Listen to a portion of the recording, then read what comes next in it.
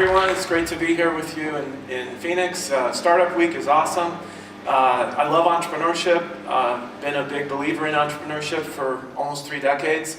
I flew in on a plane yesterday, and I was just thinking back to the Wright brothers. You know, it wasn't that long ago that, you know, humans had to travel on foot or by horse or, you know, by buggy.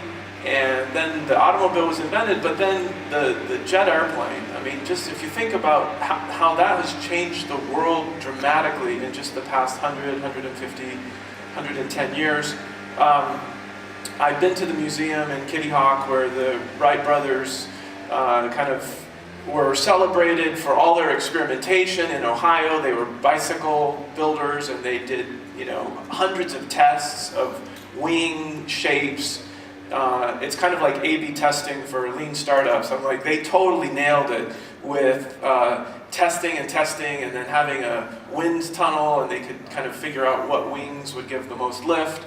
But thanks to those two geniuses, we now can travel the entire world in a matter of hours, and it's completely changed humanity and changed civilization. So as I was flying in thinking about that, I also remembered one of the great lessons I've learned as an entrepreneur over the years. It was by a best-selling author. He sold millions of books. And one of the books that he wrote was called The 1 Minute Millionaire. And he's not saying you can become a millionaire in a minute. What he's saying is every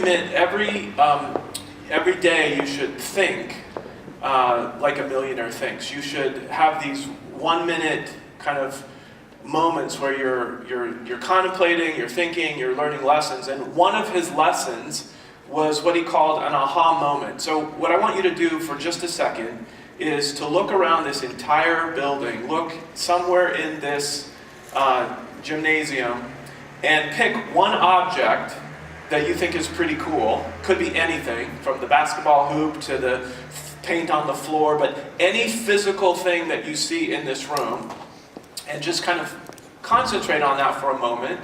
It could be the technology, it could be the chair, the carpet. And then I want you to think about this. Where did that come from? Every single physical object that you encounter that is made by a human being was really created, invented, designed, built, sold, delivered. Talk about entrepreneurship. You can get inspiration for your own ideas and vision by any other physical object that you encounter. You can realize that the chairs here, you know, first of all, going back thousands of years, some human being designed the first chair with 4 legs and a seat, and then somebody else, and probably thousands of different people in different places around the world, improved upon that original design. They made lighter weight, more mobile, more cushion, you know, maybe cheaper manufacturing. But all along the way, that value delivery system involved a ton of entrepreneurship. From the person designing it, to the person manufacturing it, to the person selling it, marketing it, branding it, delivering it, repairing it, supporting it. So every physical object is a potential inspiration for you on your own journey of entrepreneurship. And even though I read that book about 15 years ago, I think that concept comes to mind for me probably multiple times a month, where I just noticed something. Like yesterday it was an airplane. Today I was looking at chairs and just wondering where they came from.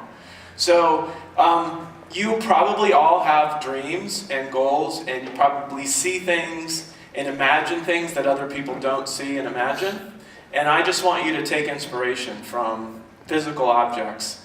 And not just physical objects, but ideas, music, art, learning, caring, medical care. Every time you encounter a system of delivering goods or services or value to other human beings, it was invented by an entrepreneur or a team of entrepreneurs. So, I mean, there's the natural world that is kind of organic, but even the food we eat, which is, you know, designed by nature and kind of a God-given gift to the world, there are agricultural entrepreneurs, there are farmers, there are marketplaces, there are delivery mechanisms to bring the food from the distant places to our hotel in the morning for all this kind of gourmet and amazing variety of foods that we have to eat. So entrepreneurship played a key role in really everything we experience every day. So I want you to think about that. And then don't hold back on your own dreams and your own visions about what is possible. What little improvement to the world do you have within you that you want to make? And where do you want to deliver that improvement? At what scale? To what audiences? Just take motivation from the fact that everything you see has already been through that process before, and somebody created it, and all the rest of us benefit from it. So I love to think about things like that, that continue to motivate me.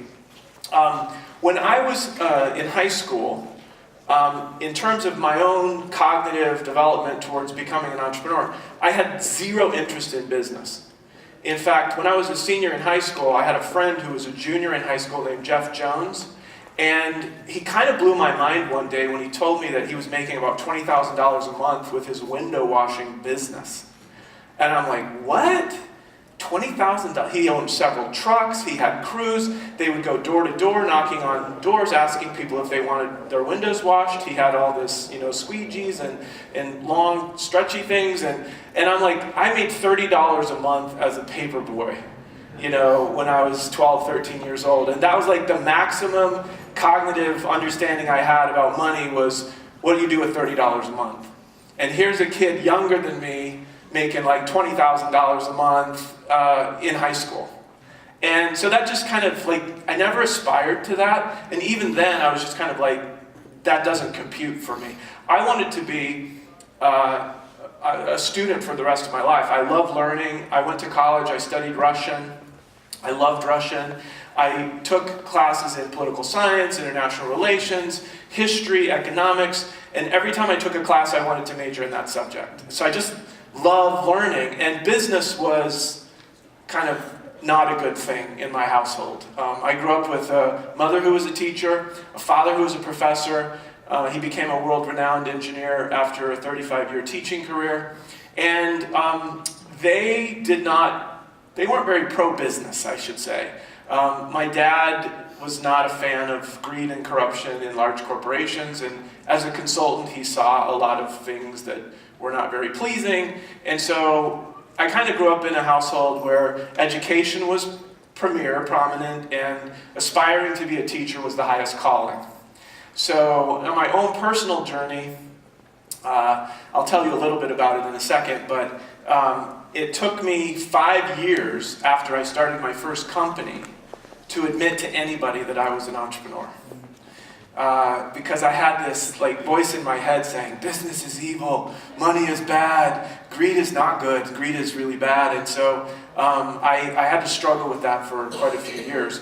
But later, I think the turning point for me, when I kind of left those voices and fully embraced the idea that entrepreneurs are playing one of the greatest roles in our society and in the world, is when I went to Philadelphia in May of 1996. My first company had achieved the Inc. 500 list. We were number 454, fastest growing company on the Inc. 500 list, despite us not admitting that we were entrepreneurs. And we had done a few $1 million in revenue, so that was kind of exciting. So I went to Philadelphia in a room with 500 of the fastest growing companies in the United States, and all of my preconceived notions about what's wrong with people in business went out the window. I'm like, these are the most exciting, energizing, fun, value-creating people I have ever met in my life. To be in a room with hundreds of the fastest growing companies in the United States was just life-changing for me. And from that point on, I decided if I'm going to be an entrepreneur, I want to be a good one. And so I've got to study, I've got to go to conferences, I've got to learn from the best. I've literally got thousands of books that I've purchased, many of them I've read, that are written by great business people, business minds. I've been to 100 business conferences probably in the past 20 years. I never had a business class in college. I never had a technology class. So I'm kind of self-taught. But I'm not really self-taught. My learning was guided to the best, smartest people I could find.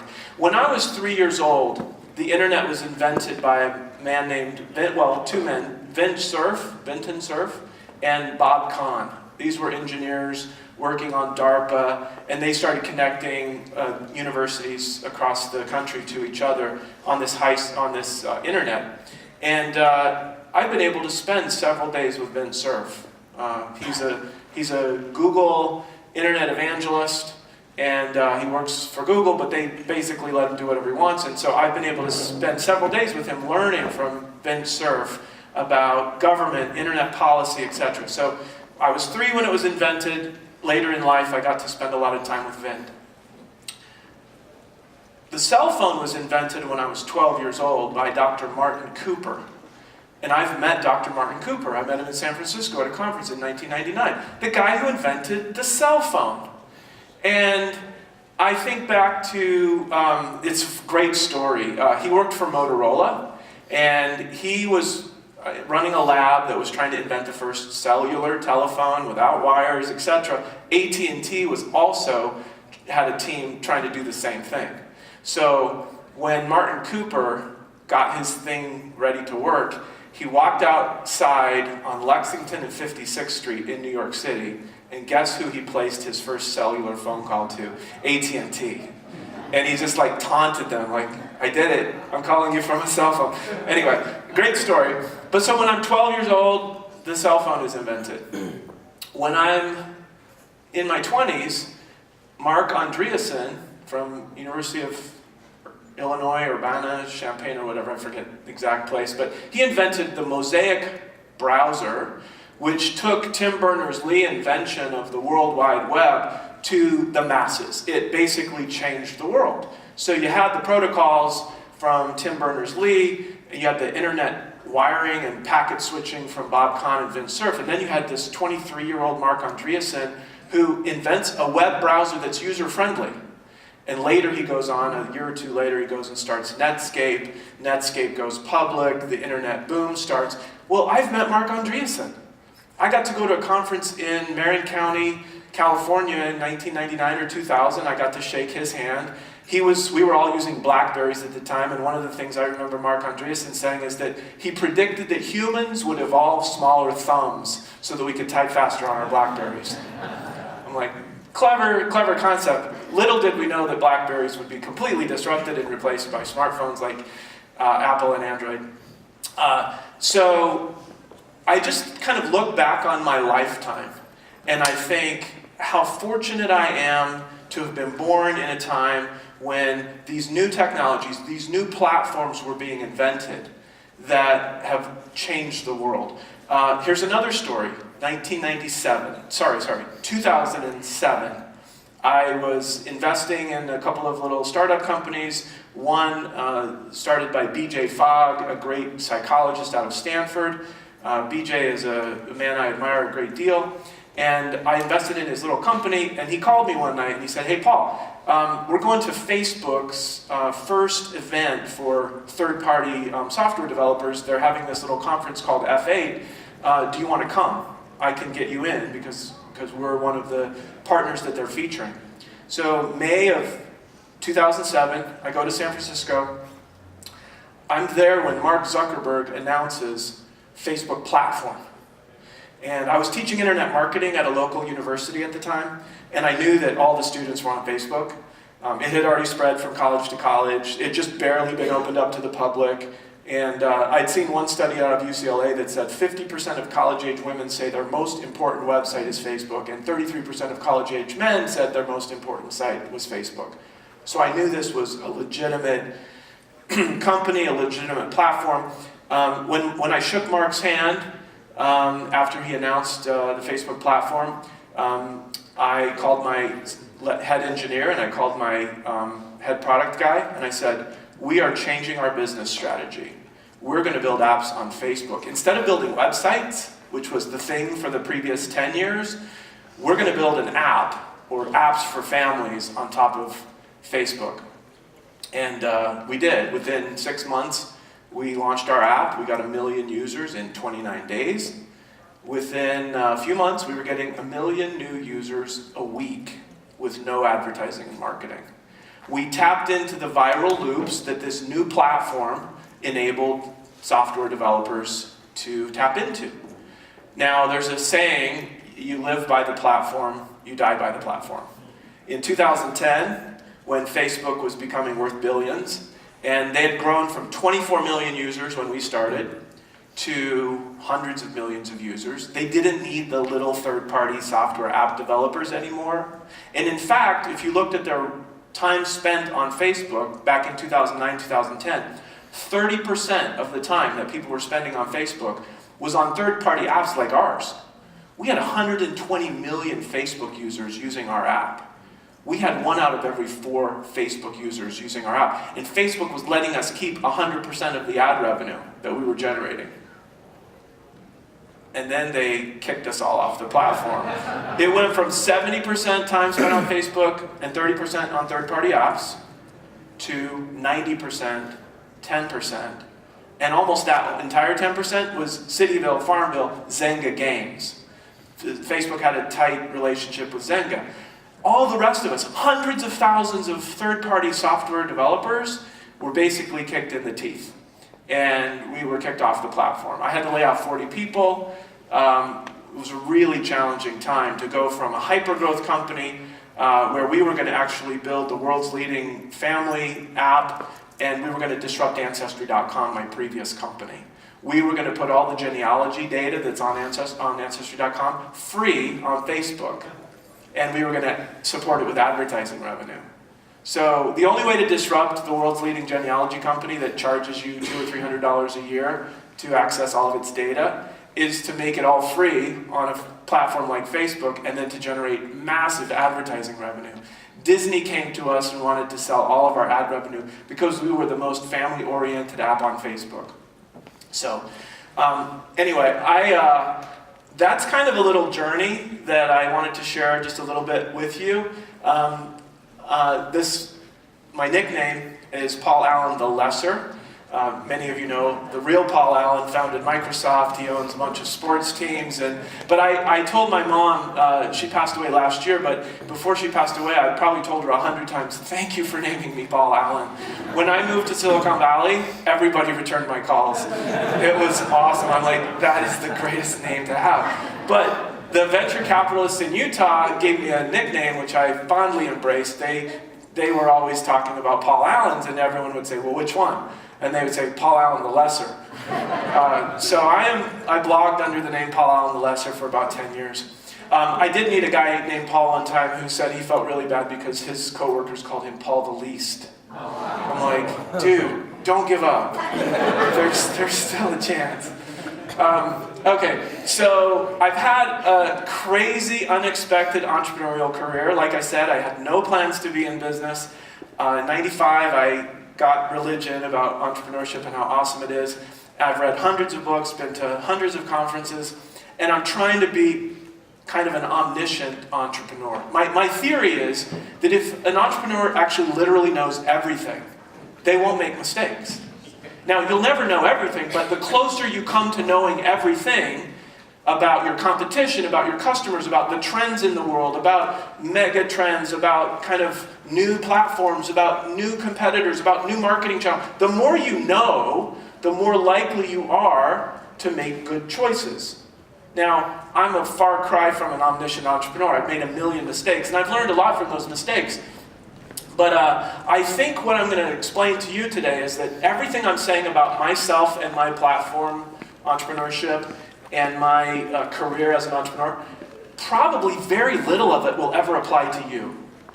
And the main message that I want to teach you today is that what I've learned more in the past 5 years than the rest of my life combined is that every one of us has a different set of unique talents, strengths, gifts, capabilities, and potentials. And they're very different from person to person. So I'll go through with you today some of my strengths, and then I will tell you some of my story, but then I want to shift the attention to you and your unique set of talents and gifts, which if you become super aware and super knowledgeable about your own set of talents and gifts, then you can live your entrepreneurial life playing to your strengths, not trying to be somebody else. You have unique gifts and talents that nobody else has. You have a unique combination of gifts and talents, and the world needs your unique set of talents. And so the more fully aware you become of who you are and how you're wired and how you naturally think, act, and feel, who you are when you wake up. You can't not be that.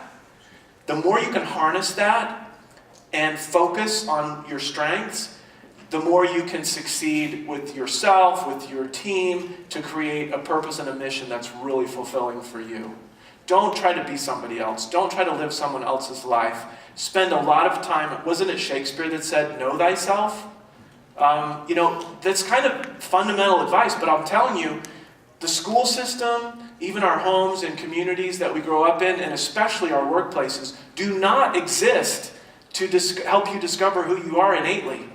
They exist for efficiency purposes. They march us through curriculum, standardized testing. It's not about you as a 5-year-old discovering what your unique talents are and then having curriculum designed to help you reach your full potential. That's not what it is about at all. Unfortunately, our school systems were designed a long time ago by people who were trying to prepare workers for factories or workers for other industries. They wanted cogs in a wheel that they could plug in. Okay? That was not about maximizing human potential.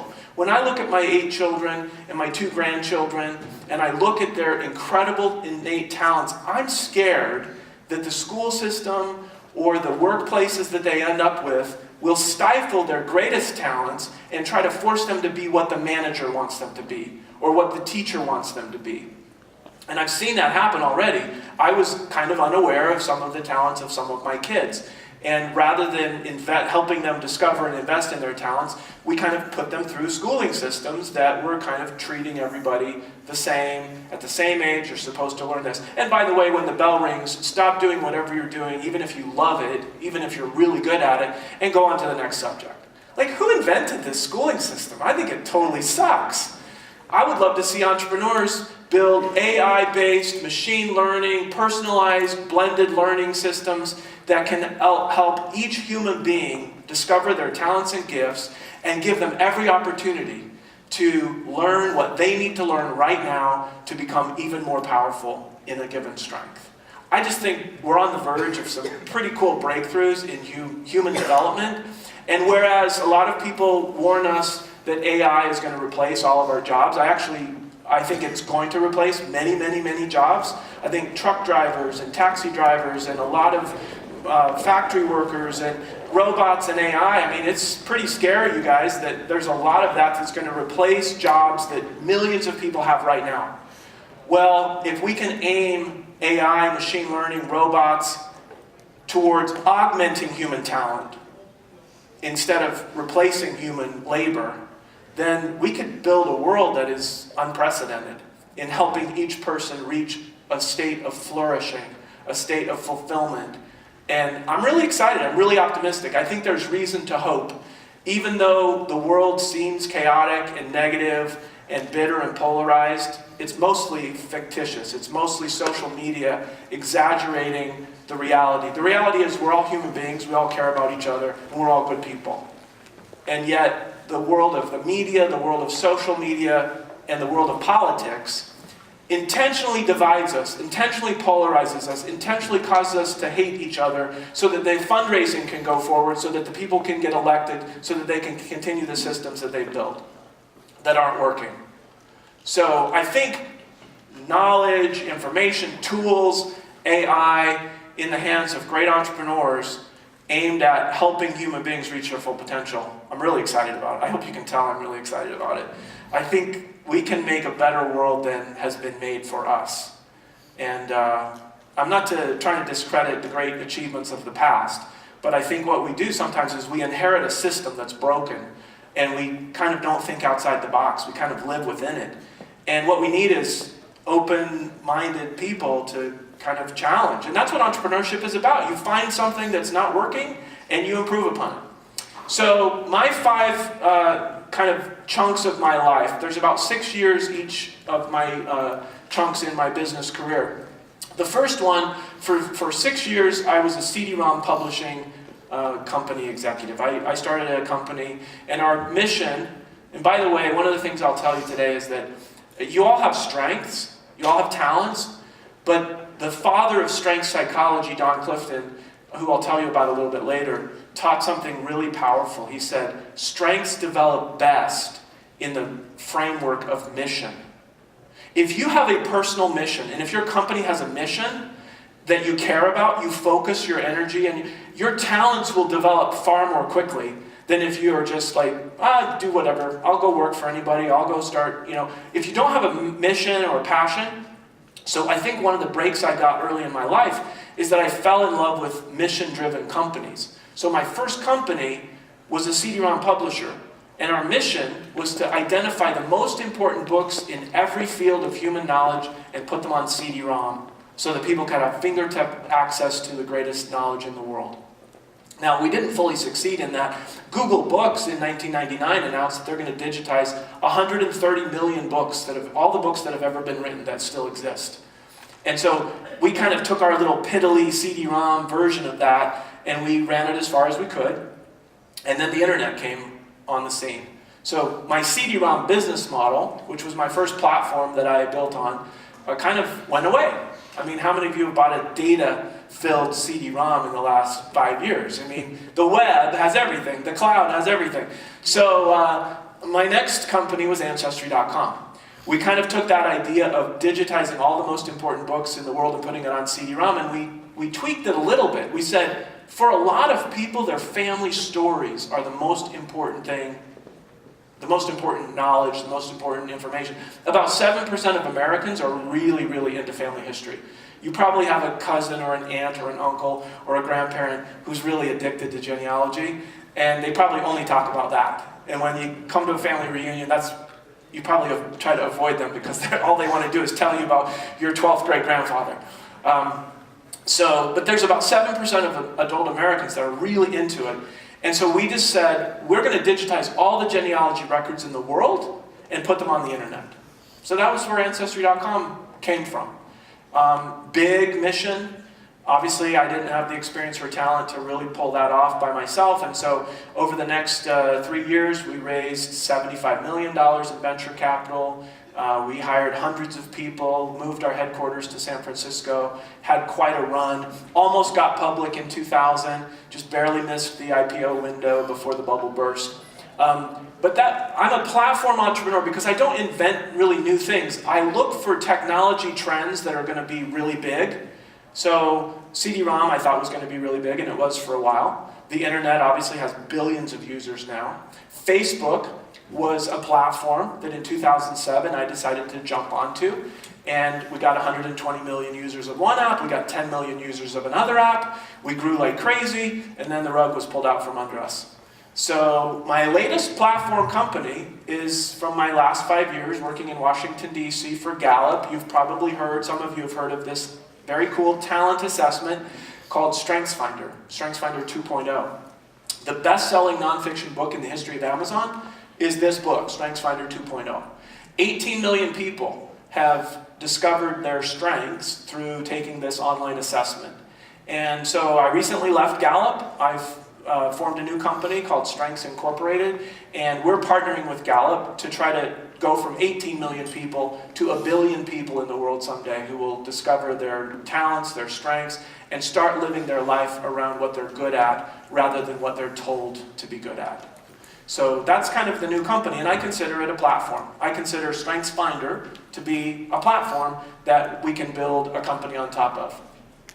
So according to StrengthsFinder, which I did not know about until 6 years ago, my number one strength is learner. Raise your hand if you've ever taken StrengthsFinder. Wow, okay, I'm impressed. That's quite a few of you. There are lots of other talent assessments that are also valuable for self-awareness. This one's my favorite. I've seen it have tremendous impact on individuals, families, teams, corporations. Accenture bought StrengthsFinder 2.0 for 400,000 employees 2 years ago. So every Accenture team around the world that's deployed to go do some project for some company, they first have a conversation about the strengths of everybody on the team. So they want not only each person to play to their strengths, but they want each team to know the strengths of other team members. So I really love this philosophy. My number one strength is learner. My number two strength is input. Now, if someone would have told me when I was 10th grade or 12th grade, hey Paul, you have a really great talent called input, I would have like, what?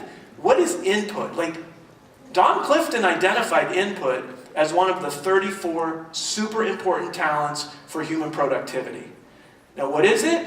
It's a person who thrives on gathering knowledge and information and sharing it with others. Now, does that explain my first company? Gathering up all the books in the world and making them available on CD. Does that explain Ancestry.com?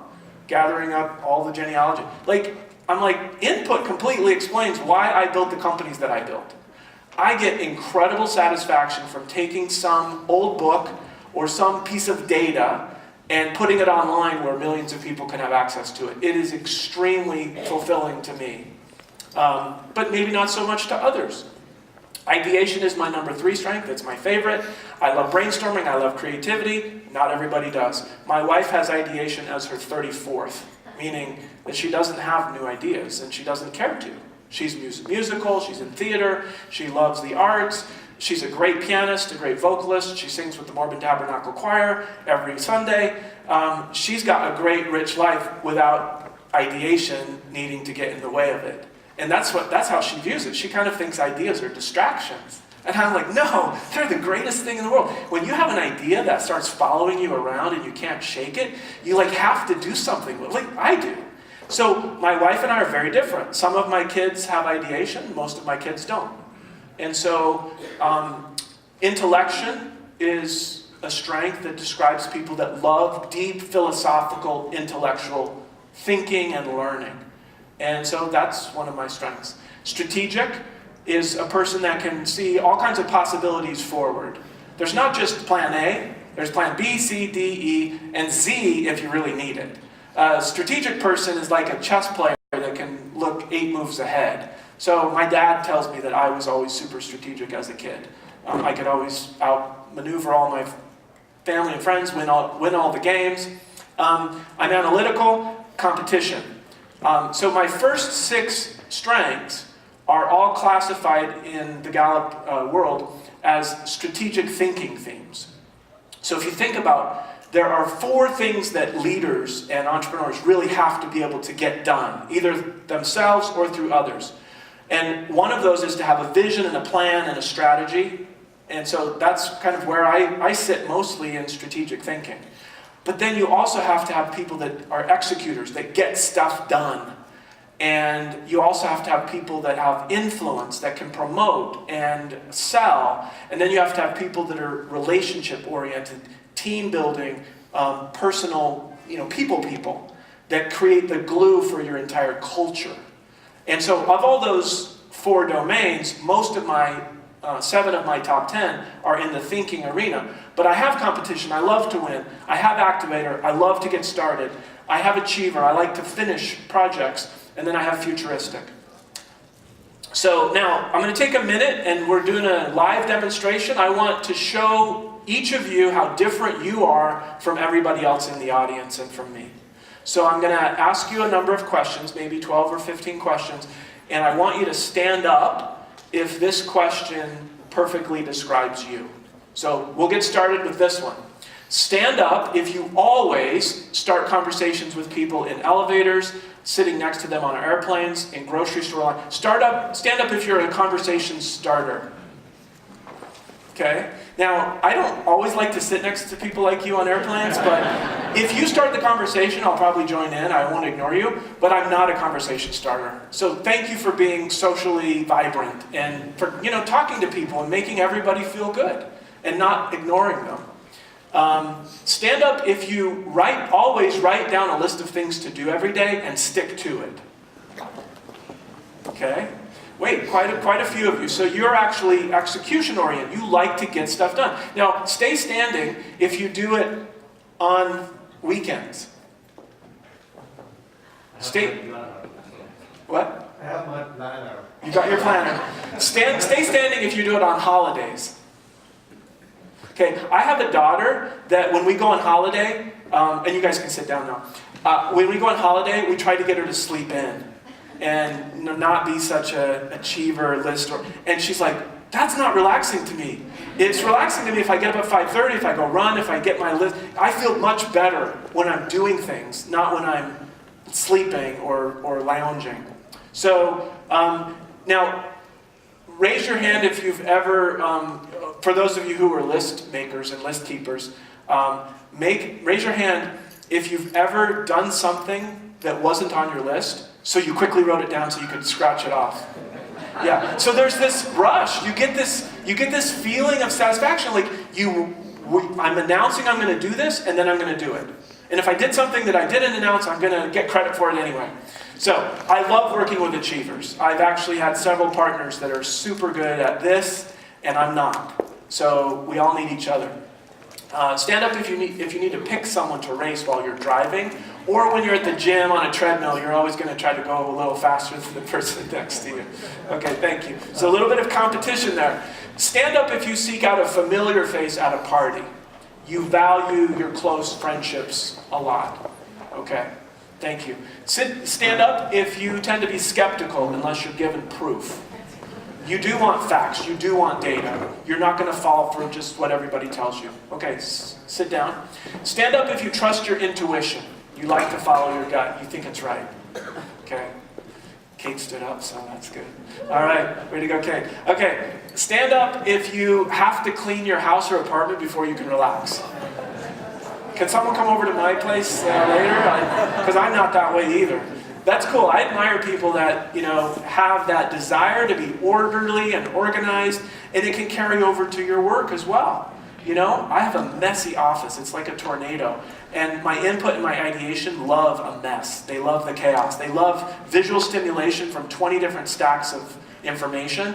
And then other people come in and they're like, how can you even concentrate in here? Stand up if you have a color-coded or otherwise organized closet. Yeah, I usually like to ask the audience to describe their approach, because there's always some fantastic organization schemes.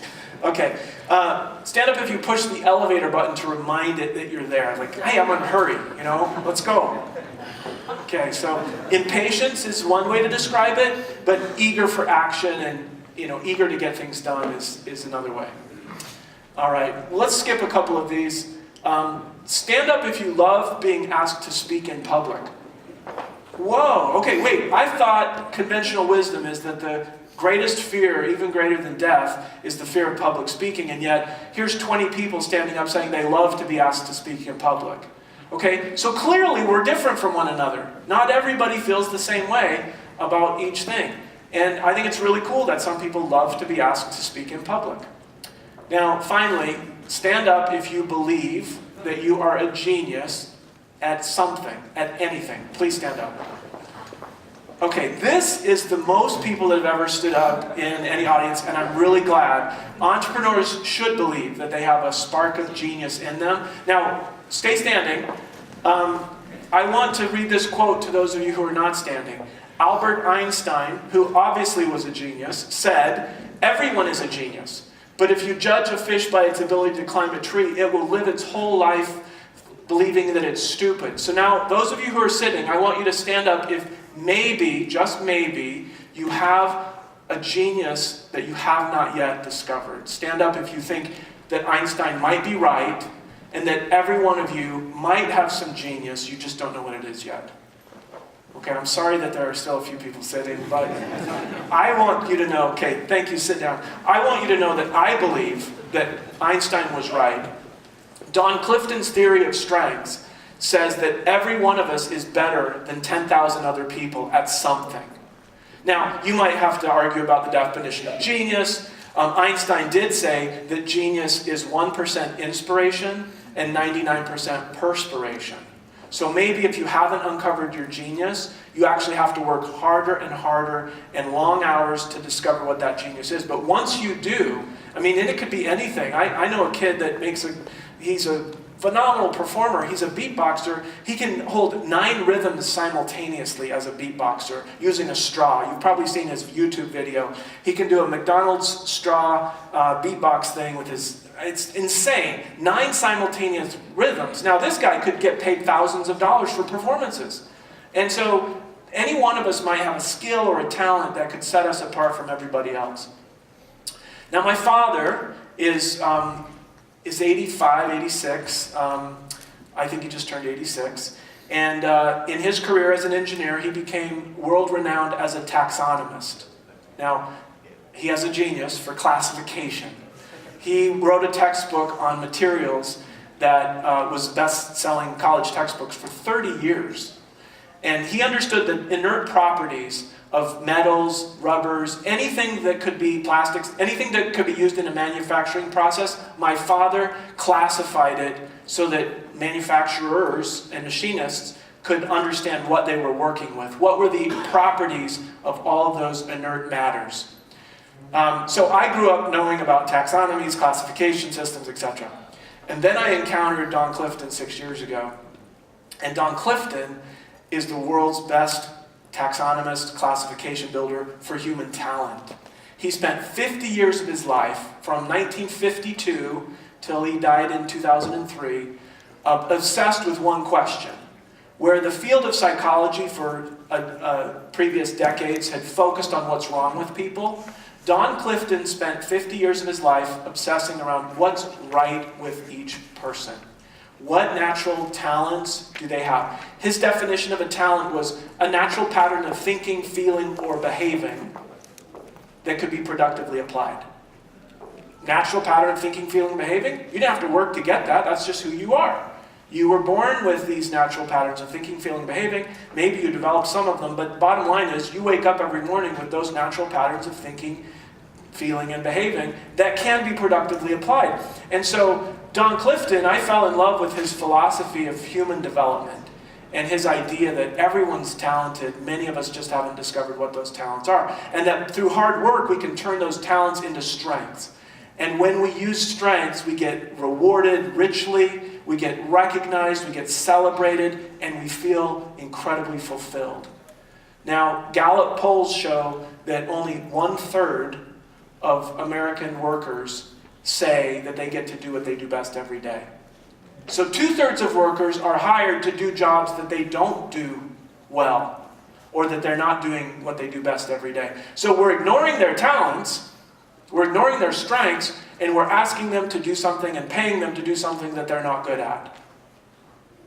It's kind of messed up. So if we could help each individual understand their talents deeply, and then find education and workplace opportunities that align with their talents, we can have a new generation, a new era of human flourishing. So I'm very excited about the future. Now, if I said earlier that much of my story, many of my strengths may not apply to you because you have a totally different set of strengths than I do, and my advice for you probably won't work. I'm a book-buying, library-loving, knowledge-seeking, hyper-growth pursuing tech entrepreneur. And if you think about it, every one of my 10 strengths actually explain why I am that way. But what you need to do is understand your own set of strengths and what it calls you to do, what you will love doing, what you will do really well, what you can attract other people to as well.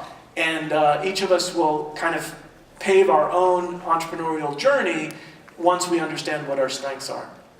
Now, one little aside, because grit, determination, perseverance, resilience is super important with entrepreneurship. You're going to encounter failure after failure. My theme song is, I get knocked down, but I get up again. You're never going to keep me down, by the Tub Thumpers. I've cranked that song up in my car radio so many times. I just love just getting myself back up after being knocked down. And in 29 years, I've had a lot of failure.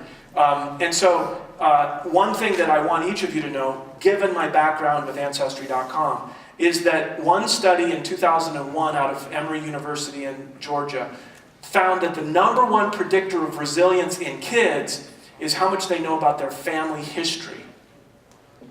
So think about that for a second. You're a young child, you're growing up, you either know a lot about your family history or you don't know much about it.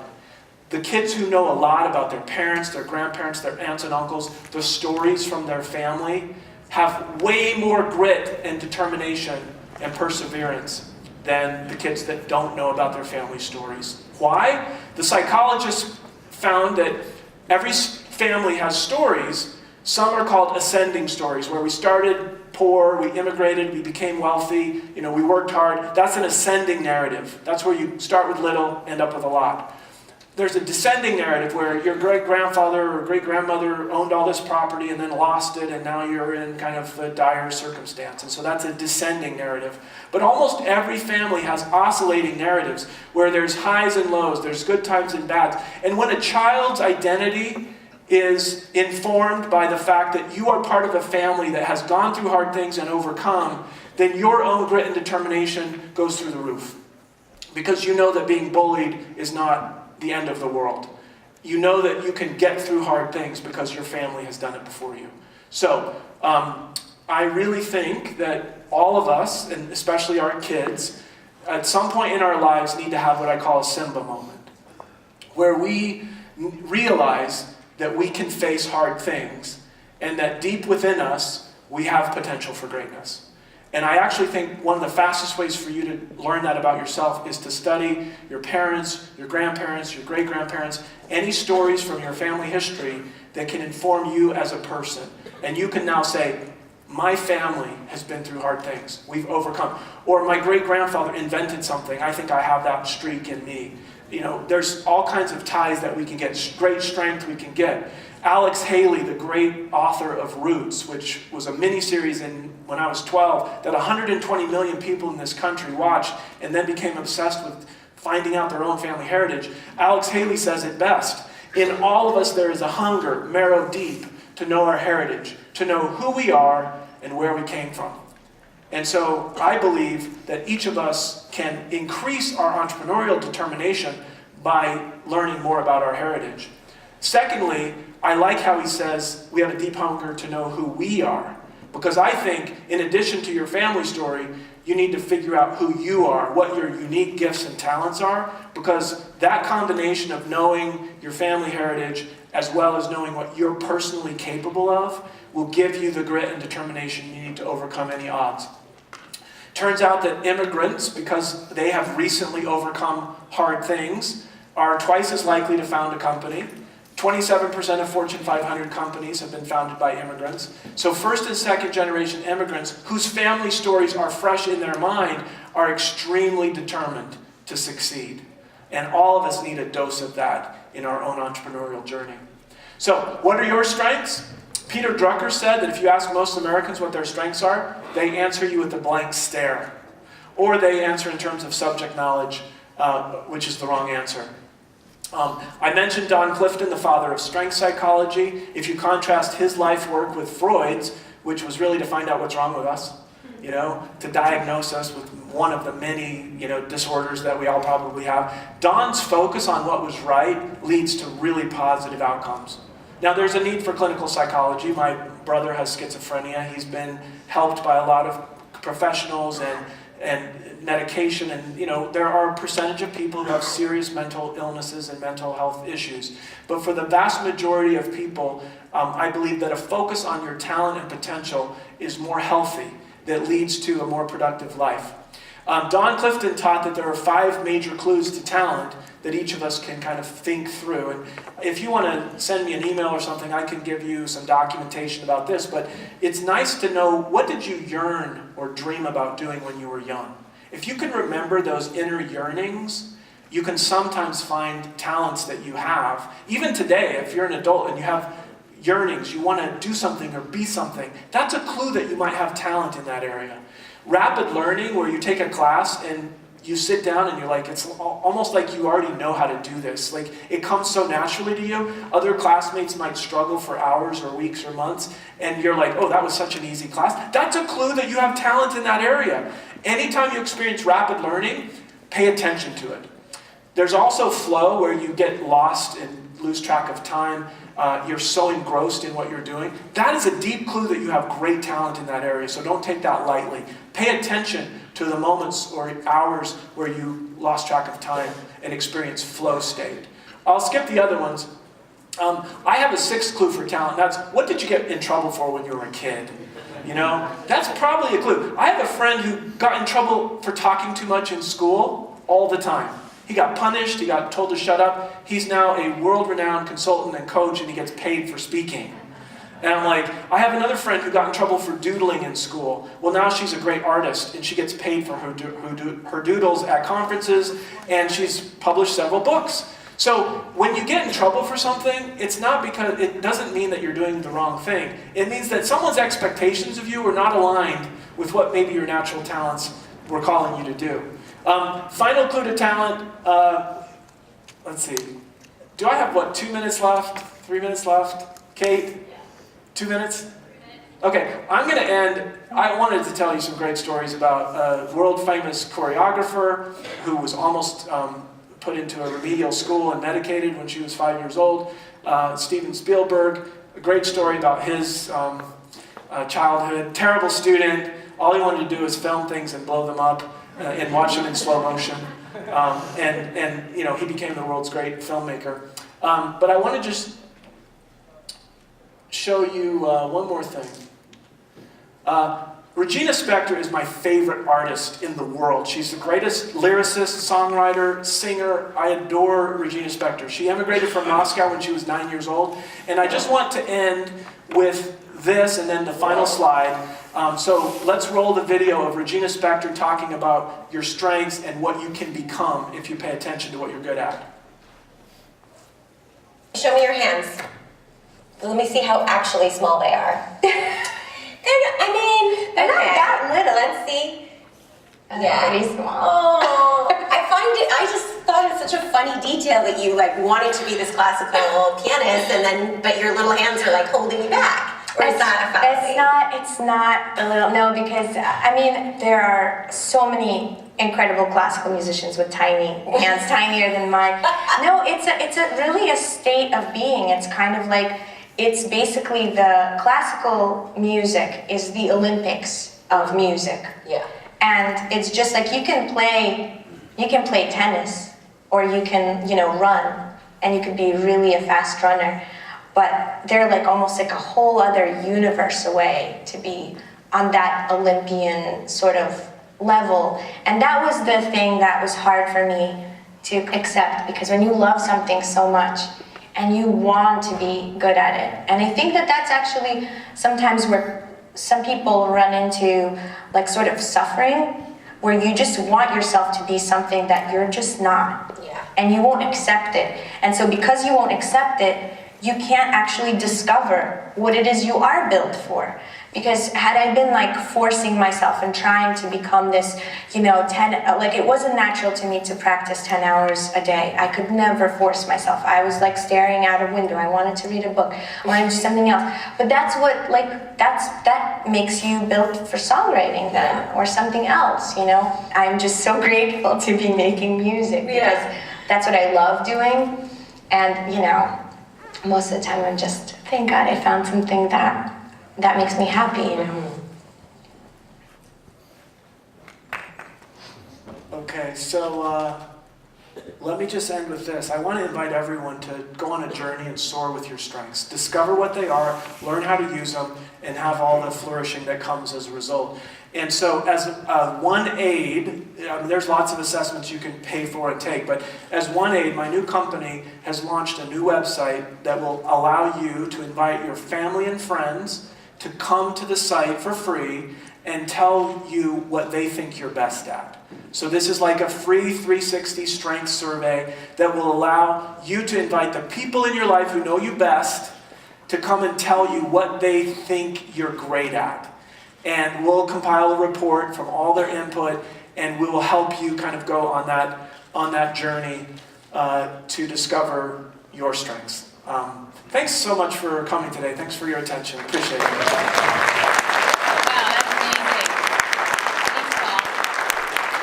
We're going to call you the lesser grader here in Phoenix, okay? Okay, so a couple just reminders. I hope you were tweeting up a storm. That was some good stuff. Hashtag YesPHX, hashtag